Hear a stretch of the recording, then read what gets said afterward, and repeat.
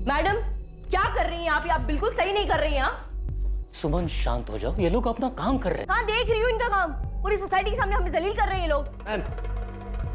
कुछ नहीं मिला। नहीं मिला ना रवि, ना उसके कपड़े मिले, मतलब गलत थी ना आपकी खबर। अब बताइए किसने दिया था हमारा नाम? सुमन जी, नंदन जी आप लोग को तकलीफ हुई उसके लिए हम सोचते। नहीं नहीं, मैं जानती हूँ आपको मुझ पे शक क्यों हुआ है, क्योंकि मेरी औलाद नहीं है ना, मेरे बच्चे नहीं हो सकते, इसलिए आपको लगा कि ऐसा कुछ नहीं है। ऐसा ही है। जिस औरत के बच्चे नहीं होते वो दूसरों के बच्चे चुरा लेती है, ऐसा ही लगता है ना? सुमन जी हमारे पास ठोस वजह थी, आपका और विद्या का झगड़ा हुआ था और आपने विद्या को धमकी भी दी।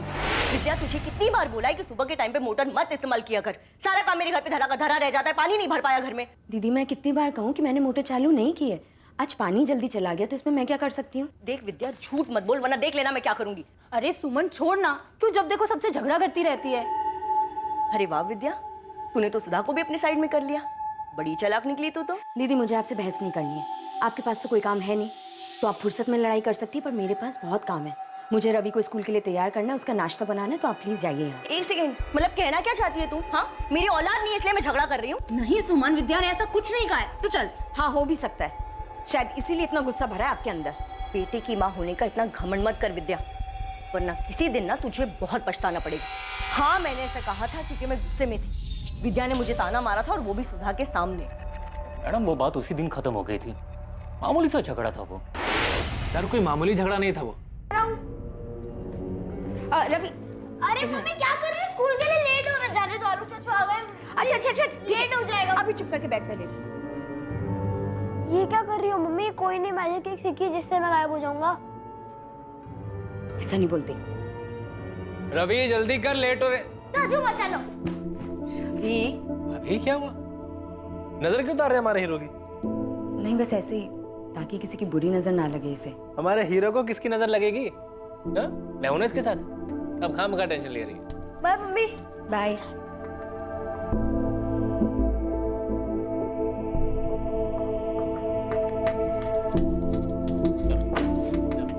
मम्मी मैं खेलने जा रहा हूँ। रवि धीरे, और 1 घंटे में वापस आ जाना। नहीं मम्मी 2 घंटे प्लीज। कोई मोल भाव नहीं, 1 घंटा मतलब 1 घंटा, समझे? जल्दी वापस आना। क्या बात है भाभी?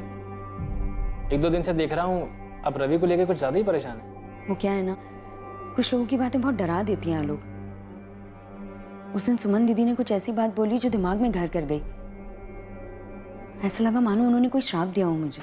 अब कहिए क्या झूठ है? गुस्से में मैंने क्या कहा ये सबको याद है, लेकिन ये किसी को याद नहीं है कि उस दिन के बाद कितनी बार मैंने रवि को अपने घर पे बुला के सामने से मिठाई खिलाई, चॉकलेट खिलाई। 1 मिनट, आप रवि को खुद बुलाकर चॉकलेट और मिठाई देती थी, तो क्या 16 जून को भी आपने यही किया था? रवि को बुलाकर चॉकलेट दी थी जब वो घर लौट रहा था? देखिए सुमन जी, छुपाने का कोई फायदा नहीं, तो बेहतर यही होगा जो कुछ भी किया है या जानते हैं बता दीजिए। मैडम हमने कुछ नहीं किया है। हाँ जब से रवि गायब है हमें यह डर जरूर था कि किसी दिन उस झगड़े की बात फिर उछलेगी और सब हम पर ही शक करेंगे, और वही हुआ, लेकिन हमने कुछ नहीं किया है। चलो मैडम देखिए, विद्या ने आपको हमारे बारे में तो सब कुछ बता दिया, लेकिन हमें पूरा यकीन है कि उसने आपको अपने राज के बारे में तो नहीं बताया होगा। कैसा राज? ममता पांडे, ममता के बारे में उसने आपको नहीं बताया होगा ना? मुझे पूरा यकीन था उसने नहीं बताया होगा। कौन ममता? वो सागर की किराएदार? उसी से पूछ लीजिए ना, क्यों विद्या का पति सागर एक अकेली औरत के घर के बार बार चक्कर काटता है? मेरे बारे में तो उसने सब कुछ बता दिया, लेकिन उसके बारे में उसने अपनी जुबान से कुछ नहीं निकाला। क्यों? सर हो सकता है सुमन ने हमें ममता वाली बात हमें गुमराह करने के लिए बताई हो। मुमकिन है, लेकिन एक 9 साल का बच्चा इतने दिनों से गायब है तो किसी भी बात को लाइटली नहीं ले सकते हैं। किरण तुम ममता के घर की तलाशी लो, मैं इधर सागर से बात करता हूँ। मम्मी सुमन आंटी के घर में पुलिस क्यों आई थी? क्या सुमन आंटी ने रवि को अपने घर में छुपाया है? तू कुछ भी बोल देता है, चल अपना होमवर्क कर। सुमन आंटी ने छुपाया।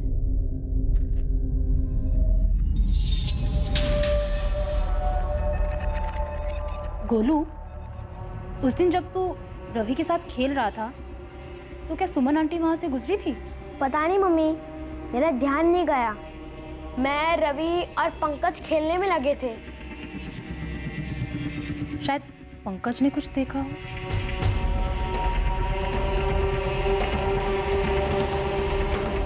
सागर, तुम्हारे और ममता के बीच क्या है? आपको पता भी आप क्या बात कर रहे हैं? अब सागर भैया भी शक कर रहे हैं? शक नहीं, सवाल कर रहा हूं। सागर, क्या रवि तुम्हारी किराएदार ममता पांडे के बुलाने पे उसके घर जा सकता है? क्या ममता कुछ ऐसा कर सकती है? पर आप ममता पांडे को इसमें क्यों घसीट रहे हैं? ममता क्यों रवि को गायब करेगी? हाँ, ये सच है कि मैं ममता से मिलने अक्सर उसके घर जाता हूँ, लेकिन जैसा आप सोच रहे हैं वैसा नहीं है। तो फिर कैसा है? सर, 3 साल पहले ममता पांडे के पति की डेथ हो गई थी। तब से वो बेचारी अकेले अपने बेटे पंकज की परवरिश कर रही है। मैं कभी कभी पैसों से थोड़ी बहुत उसकी मदद कर देता हूँ, उसके बेटे के साथ खेल लेता हूँ इंसानियत के नाते, बस। तुम्हारी पत्नी विद्या को तुम्हारी इस इंसानियत के बारे में पता है? जी हाँ, विद्या जानती है कि ममता हमारी किराएदार है। सागर, मेरा सवाल ध्यान से सुनो। तुम जो ममता पांडे से बार बार मिलते हो, उसे पैसे देते हो, इस बारे में तुम्हारी पत्नी विद्या को पता है?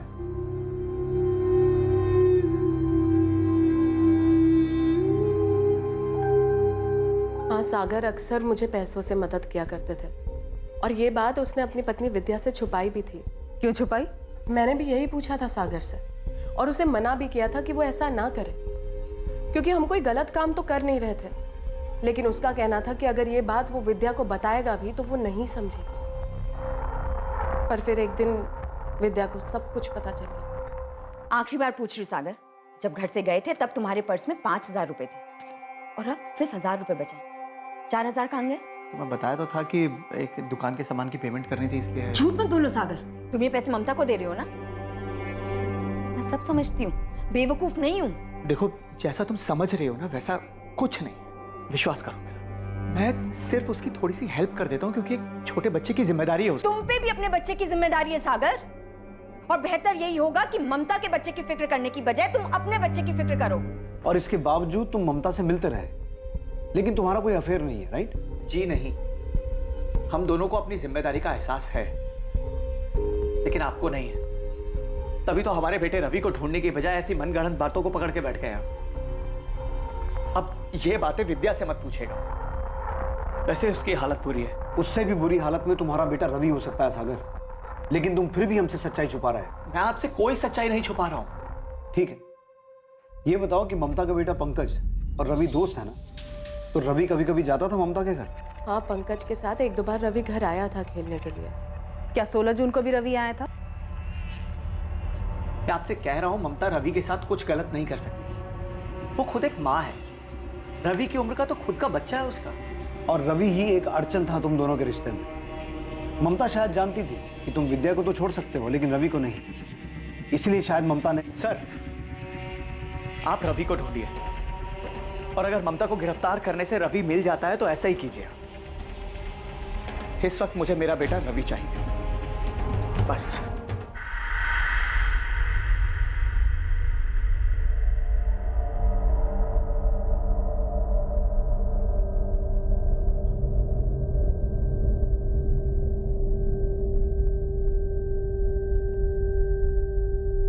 Hands up. मम्मी ने आपको कहा था ना कि ये लड्डू नानी के घर ले जाने के लिए बनाया है, तो फिर क्यों खाए? अभी उन्हें बताता हूँ। मम्मी चुप कर, मम्मी के मैसेंजर। चुप, मम्मी को कुछ नहीं बताएगा तू, ओके? ठीक है, पर उसकी फीस लगेगी। क्या चाहिए तुझे? 1 पेस्ट्री, 2 चॉकलेट, और फिर आपका राज राज रहेगा। अच्छा बेटे, तेरे को पता है ना रिश्वत मांगना बुरी बात होती है। और पापा, आप भी जानते हो ना कि आप मम्मी से जो ये सब छुपा रहे हो वो सब भी बुरी बात है।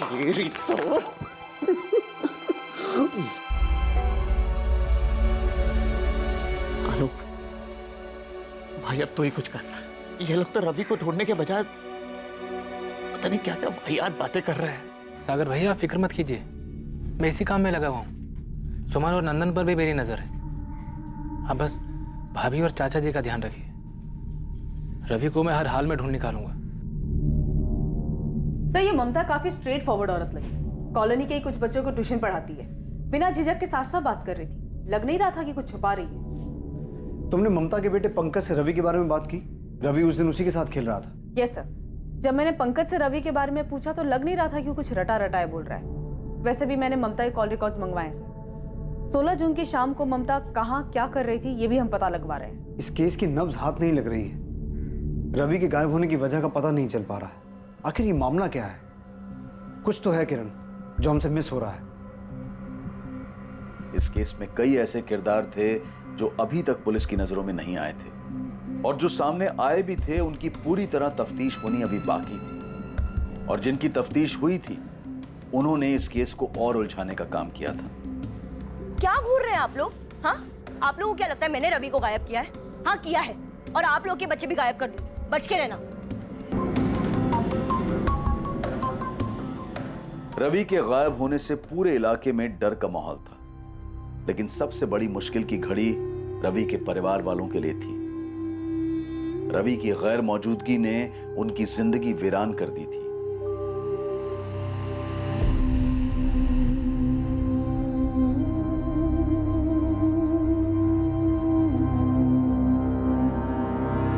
विद्या,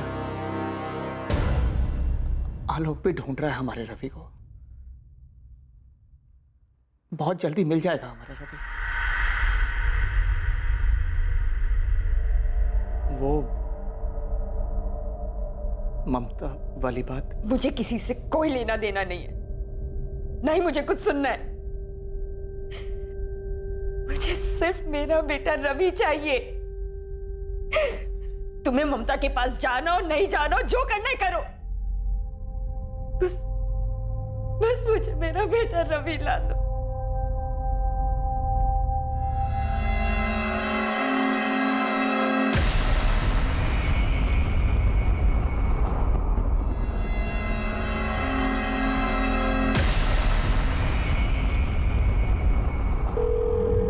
हाँ रिया, मैं बोल रहा हूँ, सब ठीक है वहाँ? हाँ फिलहाल सब ठीक है। किसी ने मेरे बारे में पूछा? नहीं अब तक तो नहीं। अच्छा है, सबका ध्यान रवि को ढूंढने में, हम पे नहीं। लेकिन पुलिस हर घर में पूछताछ कर रही है। करने दो, हमारे घर आएगी तो कुछ नहीं मिलेगा उन्हें। बस तुम सोच समझ के जवाब देना। हर्ष मुझे अब कितने दिन यहाँ रहना होगा? बस कुछ दिनों की बात है रिया, मैंने सारी तैयारी कर ली है, सब कुछ प्लान के हिसाब से चल रहा है। ठीक है।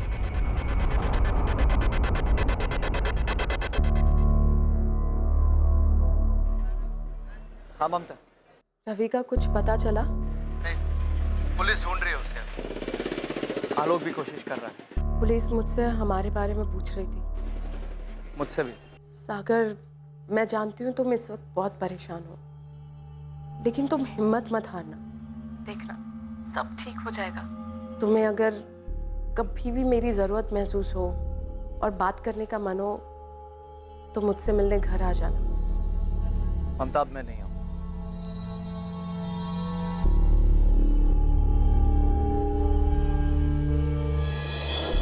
मैम अगर सुमन और नंदन के 1 महीने के कॉल रिकॉर्ड्स में कुछ नहीं निकला है तो आप उनके 3 महीने के कॉल रिकॉर्ड्स निकलवाइए। और क्या आपने उनकी लोकेशन डिटेल्स चेक की?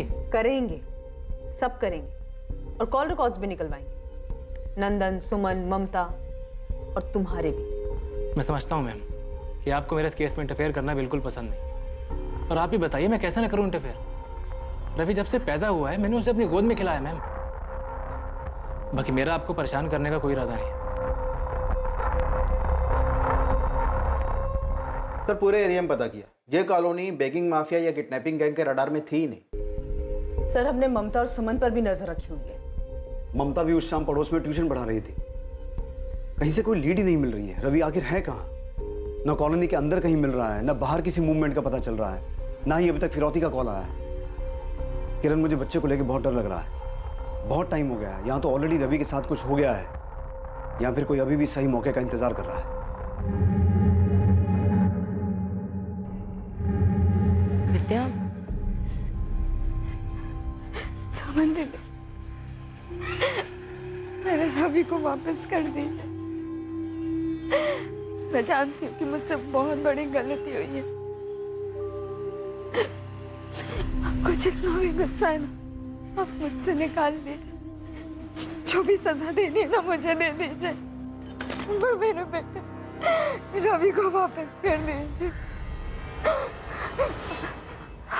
अगर आप चाहती हैं ना तो मैं आपके पैर पड़ने को भी नहीं आ रही। विद्या क्या कर रही हो? उठो, उठो, संभालो अपने आप को। विद्या उठो, प्लीज उठो। मैं सच कह रही हूँ, मुझे नहीं पता रवि कहाँ है। मेरे बेटे को लौटा दीजिए दीदी।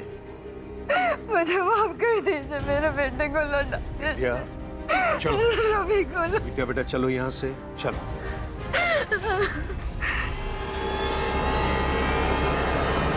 सर, रवि जिस मैदान में खेल रहा था उस मैदान के आसपास 3 बिल्डिंग में मैंने तलाशी ली। ये प्रोसीजर काफी लंबा है सर, और कॉलोनी के काफी लोग नाराज भी हो रहे हैं। लेकिन हमारे पास इसके अलावा कोई ऑप्शन नहीं है। सर, वो सागर का कजन ब्रदर वो दोबारा आया था। सर, सागर से ज्यादा तो आलोक उतावला रहता है, अपने आइडियाज देता रहता है अलग से। मुझे आलोक पे भी शक होता है। आलोक की बैकग्राउंड डिटेल सामने आई? से इन्फॉर्मर्स लगे हुए हैं। फिलहाल इतना पता चल पाया है कि सागर का चचेरा भाई है आलोक, रवि को ट्यूशन पढ़ाता था। और सर, डायरेक्टली पूछना बनता नहीं है, क्योंकि अगर उसकी इसमें इन्वॉल्वमेंट है तो वो अलर्ट हो जाएगा। काफी स्मार्ट बनता है सर। सागर और विद्या से जुड़े हर इंसान पर फिर से स्पॉट डालो, शुरू से। ना तो किडनैपिंग सामने आ रही है, ना ही किसी दुश्मनी के बारे में पता चल रहा है। आखिर रवि के गायब होने के पीछे का मकसद क्या हो सकता है?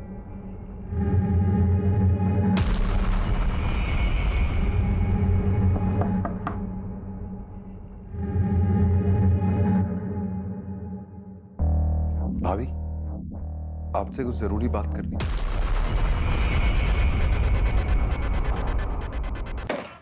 सर, 1 हफ्ते के ऊपर हो गया है, आप लोग मेरे बेटे रवि को ढूंढने के बजाय यहां पर बैठकर हमारे कॉल रिकॉर्ड छान रहे हैं। सागर, हम पूरी कोशिश कर रहे हैं, लेकिन इस बारे में हमें कुछ इन्फॉर्मेशन तुमसे भी चाहिए। ठीक है इंस्पेक्टर, मैं अब फाइनली आपको बता ही देता हूं। और बताना क्या है, आपको ले चल के दिखा देता हूं ना वो जगह जहां पर मेरे बेटे रवि को अगवा करके रखा गया था।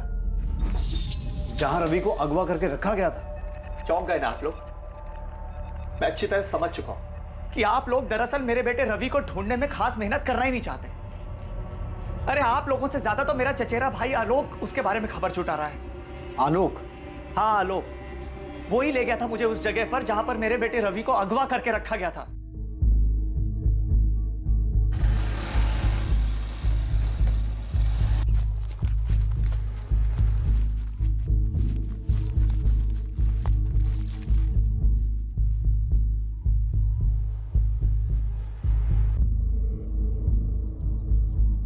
आलोक, यहां तो कोई भी नहीं है। तुमने तो कहा था रवि यहीं पे। रवि यहीं था सागर भैया, उन लोगों ने अपना ठिकाना बदल लिया। हमारा रवि अकेला ऐसी जगह पर? आलोक, कहाँ होगा रवि? कब मिलेगा हमें? भैया आप टेंशन मत लीजिए, मैं जल्दी ढूंढ निकालूंगा उसे, मिल जाएगा वो। मेरे आदमी इसी काम में लगे हुए। आलोक के लोग? कौन से लोग? उसे कैसे पता उस जगह के बारे में? उसके इन्फॉर्मर्स के जरिए। आलोक के इन्फॉर्मर्स?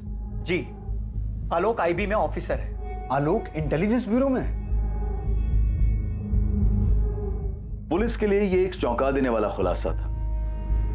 यही नहीं, एक हद तक पुलिस के लिए शर्मिंदगी की बात भी थी, क्योंकि दूसरे डिपार्टमेंट का एक ऑफिसर इन्वेस्टिगेशन में उनसे आगे था।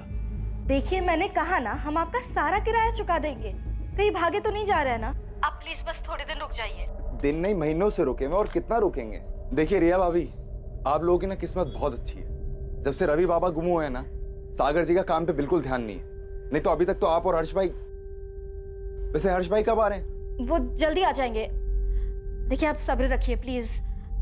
अच्छा प्रशांत भैया, अब मैं रखती हूँ, घर का बहुत सारा काम बाकी है।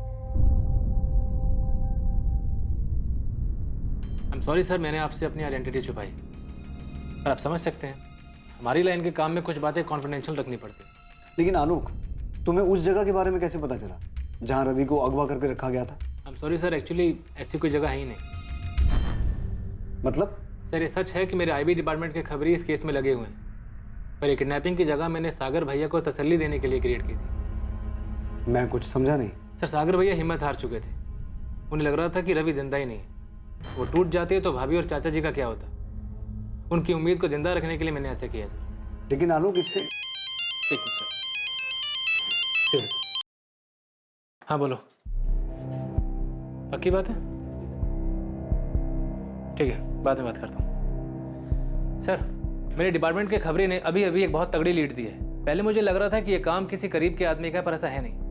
बात कुछ और ही है। कौन? नाम नहीं पता सर। ये खबर मेरे खबरी के पास बहुत घूम घूम कर आई, लेकिन अपने तजुर्बे से इतना जरूर कह सकता हूँ कि इतने सालों में इस खबरी की कोई भी खबर गलत साबित नहीं हुई है। नरबली? तुम्हारे परिवार में से ही किसी का दोष है। उसी दोष का प्रकोप तुम्हारे रवि पर हावी हो रहा है।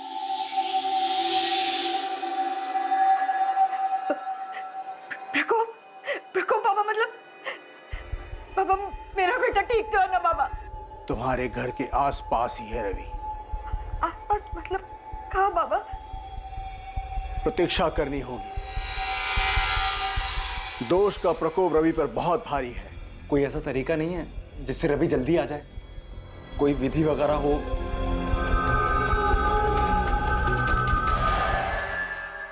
नरबली, ये टिप किसने दी मैडम? तूने नहीं, तेरा काम था। तुझसे ज्यादा वो आईबी वाले की खबरी इन्फॉर्मेशन ला रहे हैं। सॉरी मैडम, पर कसम से मैंने अपने काम में कोई ढील नहीं की है। वैसे ये नरबली वाली खबर सच तो है ना? उस्मान, तू अपना काम कर, समझा? दूसरे काम में नुस्ख मत निकाल। देख, तू अपने लेवल पे पता कर कि कॉलोनी में ऐसे कौन कौन से लोग हैं जो नरबली में विश्वास रखते हैं। जी। सब ये यूपी में सभी नरबली चढ़ाने वाले तांत्रिकों की फाइल है। इनमें से ज्यादातर जेल में है। बात की इनसे? यस सर, मैंने इनके चेले चपाटों के बारे में भी जानकारी हासिल की। इनमें से कोई भी गाजियाबाद की तरफ नहीं आया। सर, मैंने उस्मान खबरी को भी लगा दिया है, चुपचाप ये पता लगाने के लिए कि क्या कोई ऐसा कॉलोनी में है जो इन सब में विश्वास रखता है। सर, मुझे नरबली वाला एंगल कुछ सही नहीं लग रहा। शायद ना हो, लेकिन अगर जरा सी भी पॉसिबिलिटी है तो हम यहाँ किसी भी बात को इग्नोर नहीं कर सकते, क्योंकि बात 9 साल के बच्चे की है जिसे हम ढूंढ नहीं पा रहे हैं। मैं कॉलोनी में एक बार फिर से सर्च करती हूँ, शायद इस नरबली वाले एंगल में हमें कोई लीड मिल जाए। आप लोगों का दिमाग खराब हो गया है क्या? और ये क्या जादू टोना लगा रखा है आप लोगों ने? अब कुछ भी बोल रहे हैं। मैडम, मेरा भी एक बच्चा है, अब सोचिए तो सही, क्या मैं ऐसा कर सकती हूँ क्या?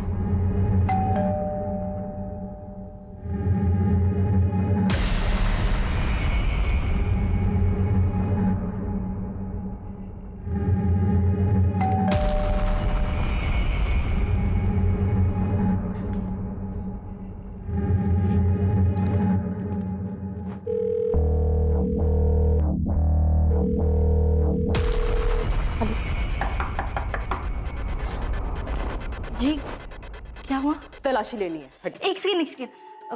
मेरे पति इस वक्त घर पे नहीं है, तो आप ऐसे जबरदस्ती अंदर नहीं आ सकते। रिया, तुम टेंशन मत लो। अगर तुमने कुछ नहीं किया तो तुम्हें कुछ नहीं होगा। ये इनका रूटीन प्रोसीजर है, इन्हें इनका काम करने दो। जय हिंद। हटिए।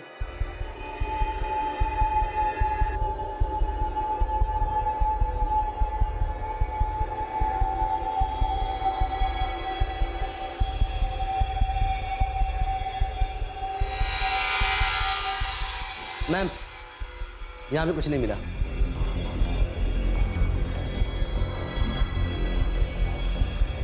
चलो।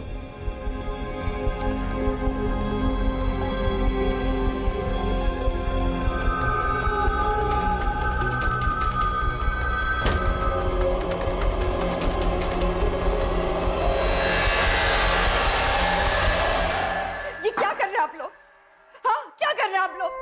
आप लोगों को लगता है कि मैं खुद अपने बेटे को कुछ भी करने जा रहे, कुछ भी बोलने जा रहे, और वो मेरा बेटा है, माँ उसकी। मैं कैसे? हाँ उस्मान, बोल।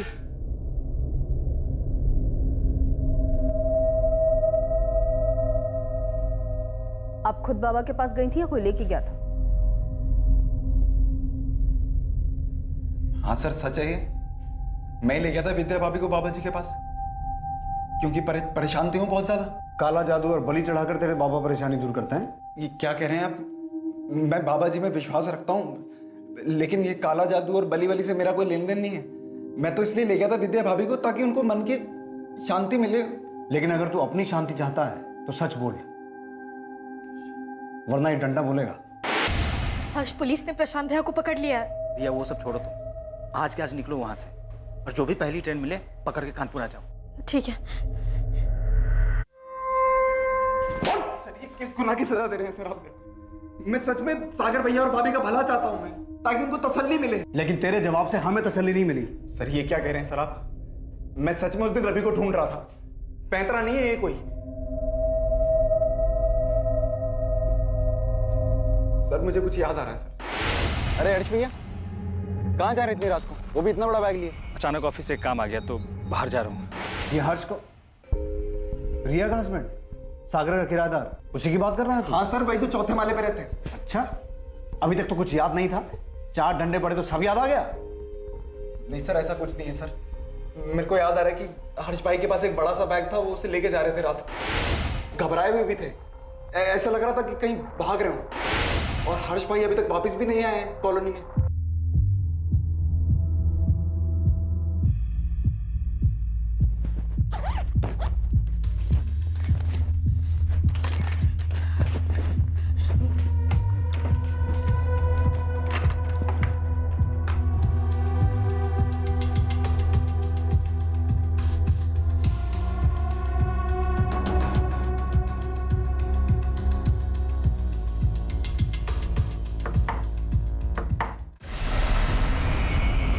अच्छे से देखो।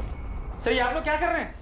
सर मैंने कुछ नहीं किया है। कुछ नहीं किया? गलती हो गई, मैं सागर भैया को धोखा नहीं देना चाहता।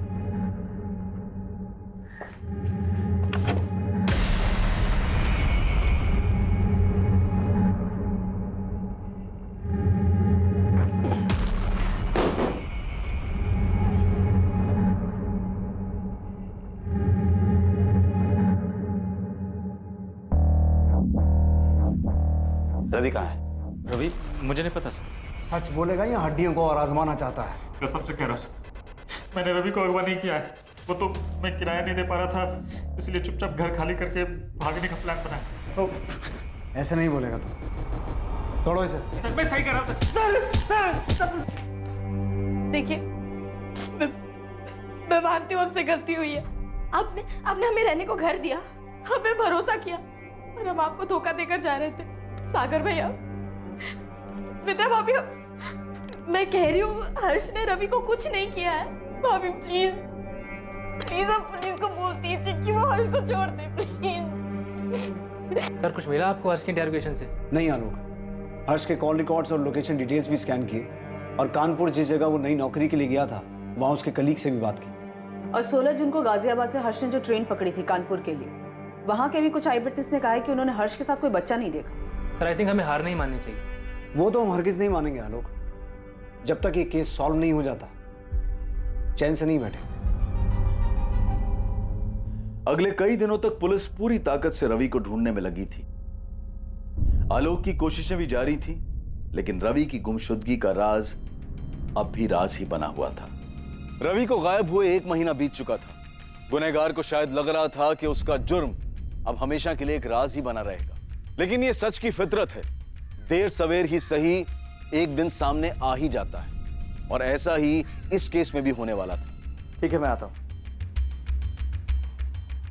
प्रशांत नहीं दे पाऊंगा। मैं जानता हूं, इसलिए तुम्हें टेंशन लेने की जरूरत नहीं है। मेरी तुम्हारे आईबी डिपार्टमेंट के हेड से बात हो गई है। इनफैक्ट वो यहीं आए हुए हैं। आइए सर।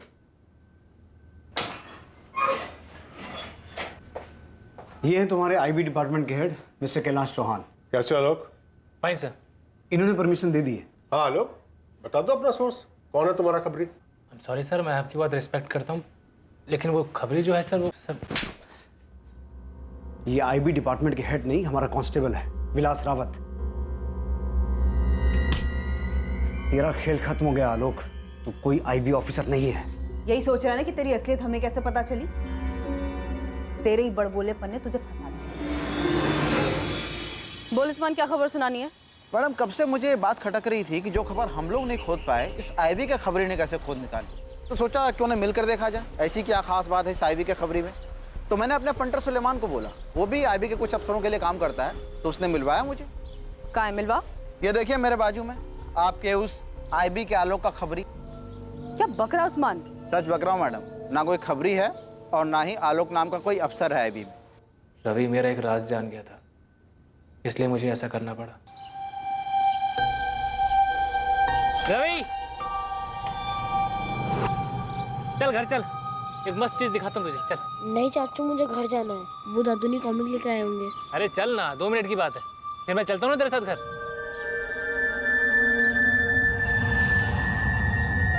चले रवि बेटा, आपने जो उस दिन देखा था, उस बारे में आपने किसी को बताया तो नहीं ना? शाबाश। आप एक वादा करेंगे कि वो राज हमेशा आपके और मेरे बीच रहेगा?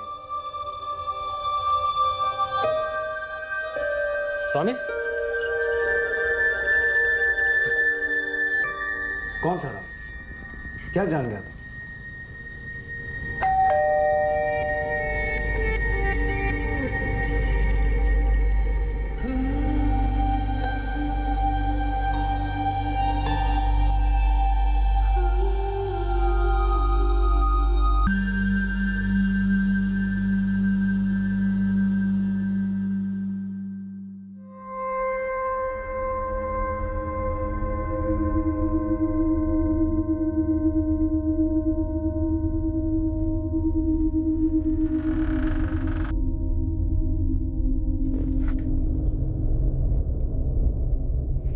आलोक चाचू, रवि तुम अंदर कैसे आ गए? रवि रवि? रवि रिया तुम पागल हो, ऐसे क्यों चला रही थी? रिया मैं घबरा गई थी, इसने किसी को बता दिया तो। मैं देखता हूँ, डोंट वरी। आलोक जल्दी जाओ प्लीज। रवि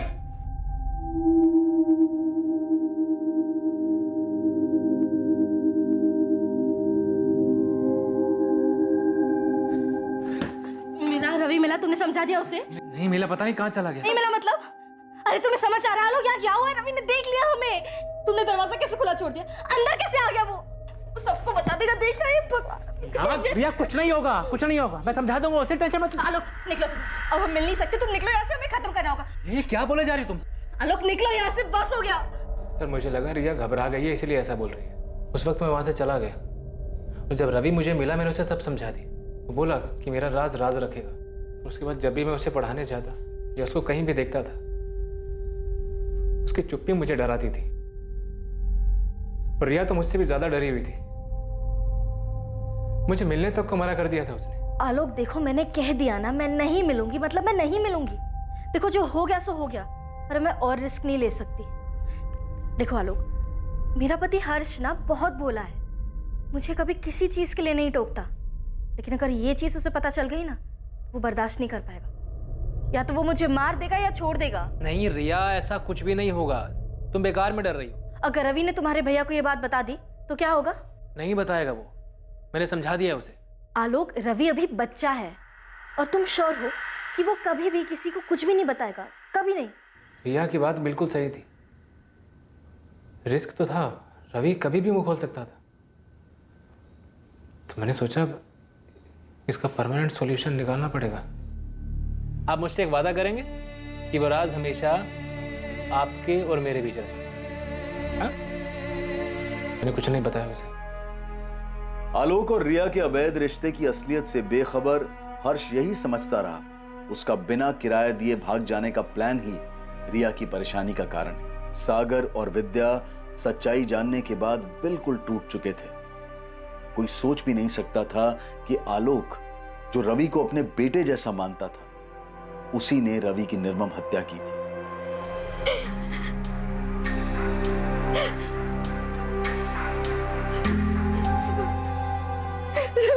मेरा रवि, मेरा रवि।